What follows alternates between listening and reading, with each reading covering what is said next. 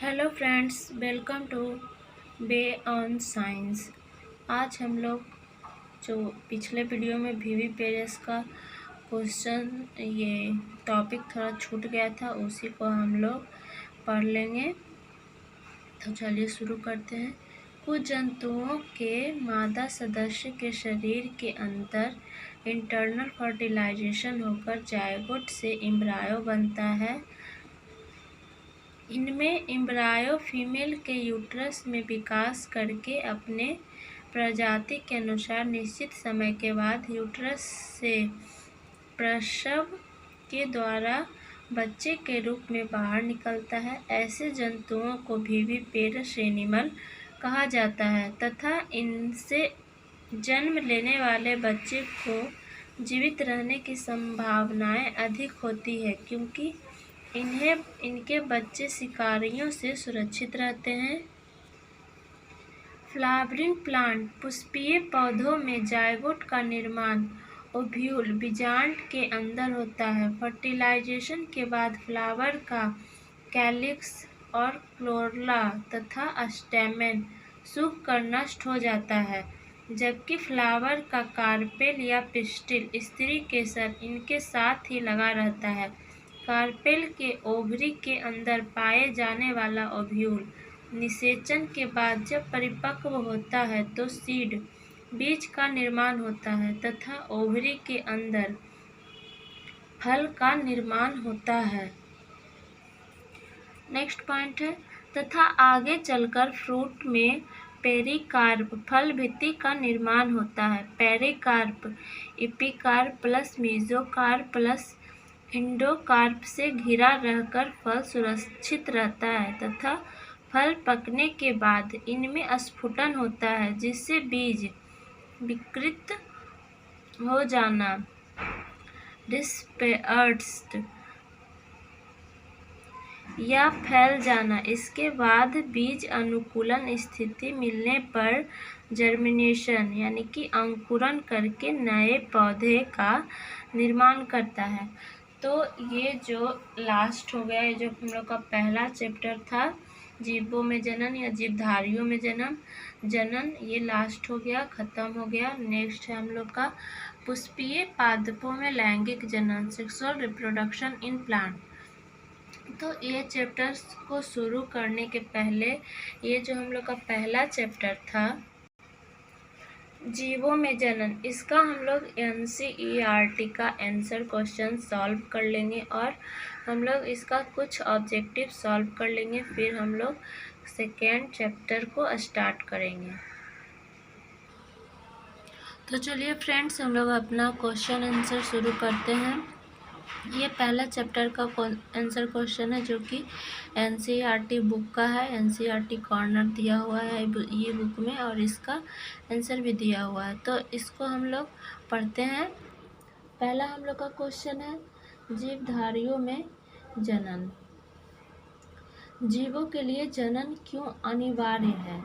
तो इसका आंसर दिया हुआ है, यहाँ उत्तर दिया हुआ है। जनन जीवों का बहुत महत्वपूर्ण गुण है। इसी की उपस्थिति के कारण ही पृथ्वी पर विभिन्न जीवों का अस्तित्व बना हुआ है। क्वेश्चन नंबर 2 है, दूसरा है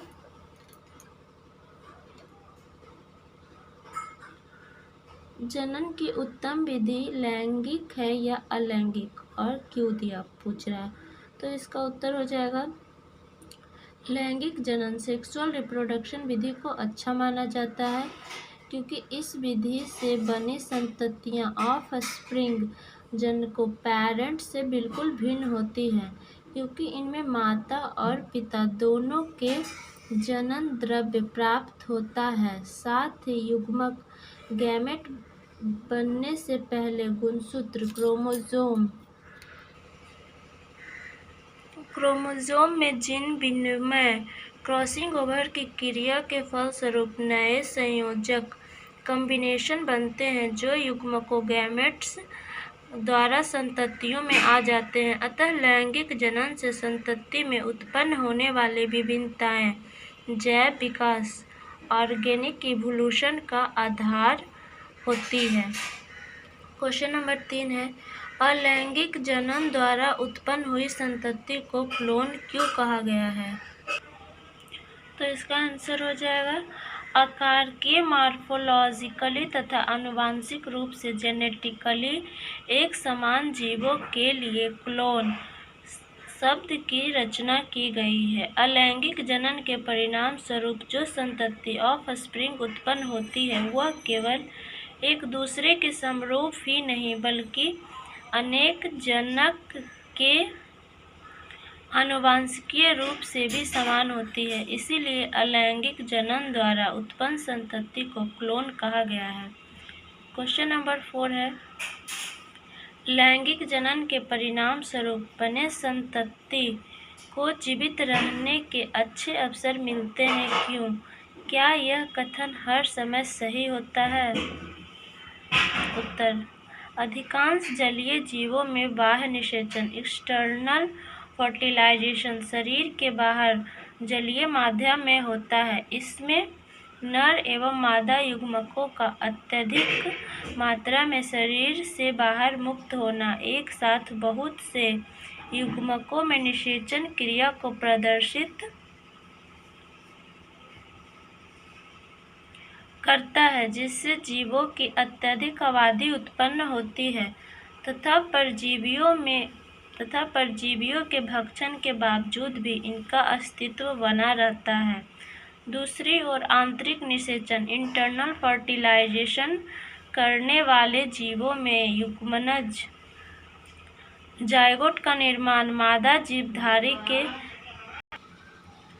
के शरीर के भीतर होता है तथा प्रसव क्रिया के द्वारा शिशु को जन्म दिया जाता है। प्रसव पार्चुरेशन के पश्चात शिशु की देखभाल तथा संरक्षण से सजीव प्रजक जीवों में जीवित रहने का अवसर अधिक होता है।